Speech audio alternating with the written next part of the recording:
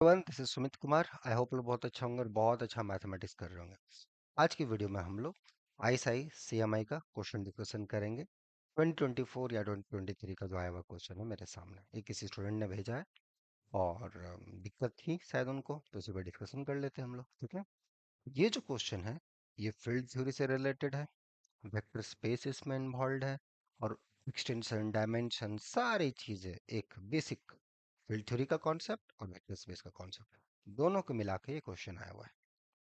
तो जो लोगों को इस टाइप के क्वेश्चंस में इंटरेस्ट होता है उनको मजा आएगा, और जो इस टाइप की चीजें नहीं पढ़े वो आज इस वीडियो से सीख लेंगे। तो फायदा दोनों को ही होने वाला है। ठीक है, तो मजे से आराम से इस वीडियो को देखें। कहीं दिक्कत हो तो पॉज कर करके देखें और पहले खुद से समझें, है ना। मेरा सॉल्यूशन देखने के पहले खुद से ट्राई करें, फिर हमारा सॉल्यूशन देखें, तो आपको ज़्यादा समझ में आएगा। ठीक है, तो चलिए पहले क्वेश्चन समझते हैं कि क्वेश्चन क्या है और इस टाइप के क्वेश्चंस को हमें कैसे अप्रोच करना है। ठीक है, हमें दिया गया है कि आर कोई एक इंटीग्रल डोमेन है। ठीक है, आर एक इंटीग्रल डोमेन है जो कि कंटेन कर रहा है सी को, है ना, of course as a domain such that it is a finite dimensional vector space over the field C। तो R एक इंटीग्रल डोमेन है जो C को कंटेन किया हुआ है as a sub domain, and it is a vector space over C of finite dimension, let's say इसकी dimension is n। तो बोला है कि proof that for all a belongs to R, उस इंटीग्रल डोमेन से कोई भी एलिमेंट उठाते हो तो ये जो सेट आएगा ये लिनियरली डिपेंडेंट होगा ओवर C। ठीक है, नंबर टू, R हमारा फील्ड होगा। R क्या होगा? फील्ड होगा। तीसरा, इनफैक्ट R C के बराबर होगा। बड़ा इंटरेस्टिंग है। तो ये सब जो चीजें हैं, पहला तो प्रूफ करने के लिए है, दूसरा आपको जस्टिफाई करना है कि आर फील्ड है कि नहीं। अगर लगता है कि ये फील्ड है तो प्रूफ कर दीजिए, नहीं है तो कोई काउंटर एग्जांपल दे दीजिए कि देखो ये एक इंटीग्रल डोमेन है, सी को एज ए सब डोमेन किया है, कंटिन्यू है, और R is finite dimensional vector space over C, but still R is not a field. और आर फील्ड है लेकिन आर सी के बराबर नहीं है, तो थर्ड ऑप्शन गलत हो जाएगा। और लगता है अगर ये चीज है तो इसको प्रूफ कर ले। ठीक है, तो ये क्वेश्चन है। और इस टाइप के क्वेश्चन हमेशा ही, चाहे आईएसआई का दो, सीएमआई का दो, एमएथ का दो, पीएचडी का दो, इस टाइप के क्वेश्चंस आते हैं। ठीक है, तो चलिए हम लोग देखते हैं कि इस टाइप के क्वेश्चंस को कैसे अप्रोच करना है। ठीक है, क्या हमारा थॉट प्रोसेस हो कि जो आपका आने वाला आईएसआई सीएमआई का एग्जाम है 2025 का मई में, है ना, फॉर्म तो अब स्टार्ट हो चुके हैं एप्लीकेशन, वो आप अच्छा से दे पाओ। और जो लोग अभी भी गाइडेंस लुक करना चाह रहे हो आईएसआई सीएमआई के लिए 2025 का, तभी यहाँ पे क्रैश कोर्स चल रहा है। और जो 2026 के लिए देना चाहते हो अभी से एक साल के बाद, उनके लिए रेगुलर बैच चल रहा है। तो दोनों ही हैं बैचेस, अभी आप देने जा रहे हो या अगले साल देने जा रहे हो, ये आपके हाथ में। मैथ सीखना है, मजे से मैथ सीखना है, और इस टाइप के क्वेश्चंस में दिक्कत ना हो तो उसके लिए यहाँ पे कोर्सेस अवेलेबल है। ठीक है, तो चलिए हम लोग स्टार्ट करते हैं। इस टाइप के क्वेश्चंस को हम लोग अप्रोच कैसे करें। सो प्रूफ या सॉल्यूशन जो भी बोल लो, हाउ वन शुड अप्रोच। ठीक है, क्या हमारा थिंकिंग प्रोसेस हो, हाउ वन शुड थिंक और to solve this kind of problems, क्या अप्रोच होना चाहिए। ठीक है, तो दो तीन चीजें तो पहले क्लियर रखो आप। जस्ट रिकॉल कि R is an integral domain. इसका मतलब क्या क्या चीज हो जाता है, राइट। इसका मतलब होता है आर के पास दो ऑपरेशंस है, प्लस एंड डॉट। ठीक है, और उसके साथ कुछ मजेदार चीजें घट रही है ना। आर एक इंटीग्रल डोमेन होने का मतलब आर के पास दो ऑपरेशंस है, जिसके रिस्पेक्ट में एक रिंग है, commutative ring with unity element है, और हर नॉन जीरो एलिमेंट यहाँ पे विदाउट जीरो डिवाइजर से है। नॉन जीरो एलिमेंट है, उसके साथ किसी नॉन जीरो का प्रोडक्ट कभी भी जीरो नहीं होगा, जिसको आप zero divisor, without zero divisors बोलते हो। फिर सी कंटेंट है एज ए सब डोमेन।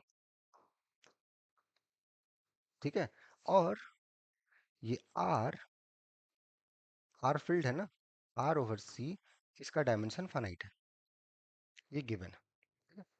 अब एक चीज आप रिकॉल करो, just recall the structure from the vector space. अगर कोई वेक्टर स्पेस है जिसका डायमेंशन ओवर द फील्ड मान लो n है, देन अगर आप यहाँ से कोई भी वेक्टर उठाते हो एनी भी, then this set, right, one, right, या v ले लो, v स्क्वायर, v का पावर n, v का power n plus one, this is linearly dependent, this set is linear dependent. कोई भी वेक्टर स्पेस है जिसकी डायमेंशन n है, वहां पे अगर आप n+1 का कोई भी सबसेट उठाओगे जिसमें n से ज्यादा एलिमेंट है, वो हमेशा ही लीनियरली डिपेंडेंट होते हैं। ऐसा क्यों होता है और कैसे होता है? बहुत बेसिक चीज है, वेक्टर स्पेस का थ्योरी। तो अगर वेक्टर स्पेस समझा होगा, इसका आंसर एक लाइन का है। नहीं समझा होगा तो फिर पसीने छूटेंगे। तभी घर में पसीना छूट जाए बेटर है ना? तो थोड़ा एक बार समझना क्यों ऐसा होता है, क्या इसके पीछे का रीजनिंग है, क्या लॉजिक है, और इसे हम कैसे अच्छा कर सकते हैं। वैसे हिंट चाहोगे मैं बता देता हूँ कि अगर ये लीनियरली इंडिपेंडेंट हो गया ये से, तो क्या होगा। इससे हम क्या बता सकते हैं? Do we have some theorems regarding basis and Li subsets of a set of a vector space? Can we connect this as a hint? You should just catch it and do the answer, right? ठीक है, चलो बढ़िया। So here, now come back to the problem. Here we have integral domain and R is a C vector space of dimension n. तो यहाँ से R के अंदर अगर हम कोई भी से सबसेट उठा लें जिसके पास n से ज्यादा एलिमेंट्स हैं, तो वो सेट लीनियरली डिपेंडेंट हो जाएगा। So if if we choose any element, let's say R, then this set 1 r square dot dot dot, ये आर एन ही आप ले लो, इसमें n+1 एलिमेंट्स आ गए। This is linearly dependent over C. This is linearly dependent over the set C, over C, क्योंकि R finite dimensional vector space है over C, तो ये independent नहीं होगा। ठीक है, बाय दैट लॉजिक अगेन मैं चाहूंगा कि आप इसको एक बार प्रूफ करो। वो मेरे लिए लग रहा है ना, आप जब तक करोगे नहीं बात नहीं बनेगा। So come back to the problem. For all T this set, यहाँ तो बहुत सारे वेक्टर्स दे रखे हैं, so this is linearly dependent. Can it be field? Field के लिए क्या चाहिए? इंटीग्रल डोमेन ऑलरेडी, हर नॉन जीरो एलिमेंट यूनिट होना चाहिए। हर नॉन जीरो एलिमेंट का कोई ना कोई होना चाहिए। यही नॉन जीरो एलिमेंट उठाओ, यहीं से नॉन जीरो एलिमेंट उठाओ, ये सेट कंस्ट्रक्ट करो, ये एलडी होगा।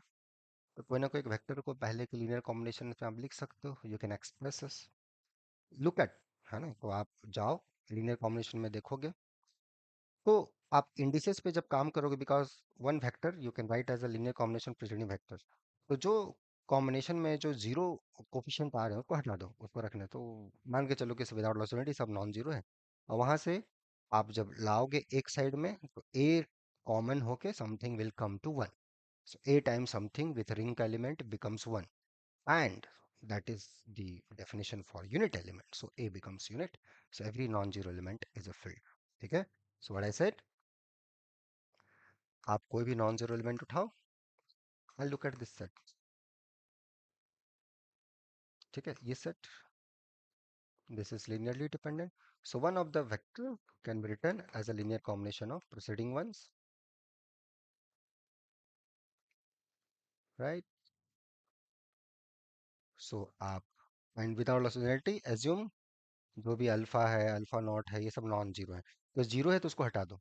जीरो वेक्टर, जीरो स्केलर रखने से क्या फायदा हो, कोई कॉम्बिनेशन को करने से जीरो होगा।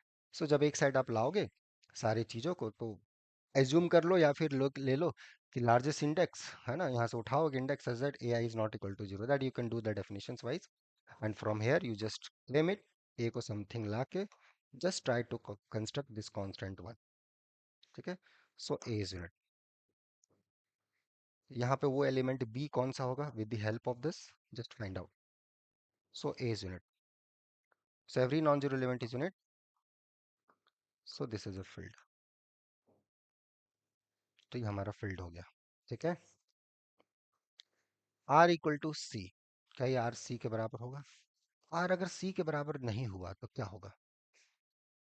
आर क्या है? फाइनाइट डायमेंशनल एक्सटेंशन है इसका, सी का।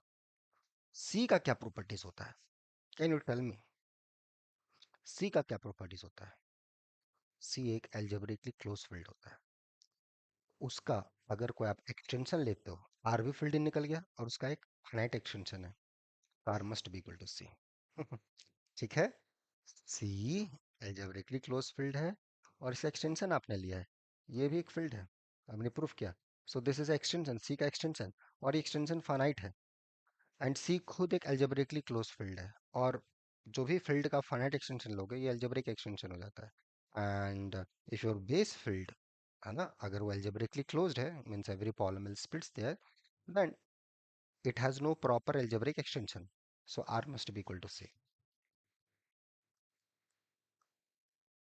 That's a proof, right?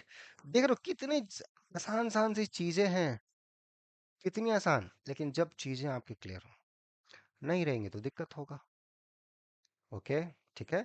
तो थोड़ा सा हंसते खेलते मुस्कुराते इस प्रॉब्लम्स को थोड़ा सा थ्योरेटिकली चीजों को करेंगे तो मजा आएगा। ठीक है। तो और ये सब चीजें देखो एक दिन में नहीं होता है, ठीक है ना।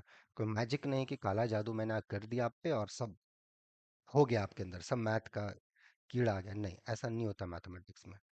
मैथ में आपको पेशेंसली 4 से 6 महीने अगर फाउंडेशन नहीं अच्छा है तो लगना पड़ता है, उसको अच्छा करना होता है, तब फिर जाके कोई चीज क्वेश्चन आपसे बनेगा या आप सोच पाओगे।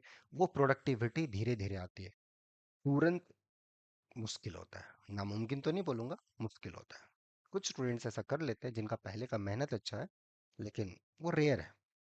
तो आपको ये देखना है कि आप किस कैटेगरी में हो, अभी तक आपने उस लेवल का मेहनत किया है नहीं किया, और फॉरगेट किया नहीं किया, अब करना चाहते हो कि नहीं करना चाहते हो, ये आपका चॉइस होना चाहिए। अभी मुझे अब अपने आप को सुधार करना है या नहीं करना है, या आपको पूछना है, और वो करना है, उससे कर पा रहे हो बहुत अच्छी बात है। उससे करने के बाद भी अगर दिक्कत हो रही है and you are looking for a mentorship, अगर लगता है कि वो यहाँ से मिल सकता है, तो यहाँ रेगुलर बैचेस हैं, क्रैश कोर्स भी है। आईएसआई के लिए क्रैश कोर्स तभी जब आपके कुछ फाउंडेशंस अच्छे हों, नहीं अच्छे हैं तो रेगुलर बैचेस, ठीक है। ओके। और फिर हम लोग और भी अनाउंस करेंगे जून से रेगुलर बैचेस जो हमारे स्टार्ट होंगे कुछ दिनों के बाद।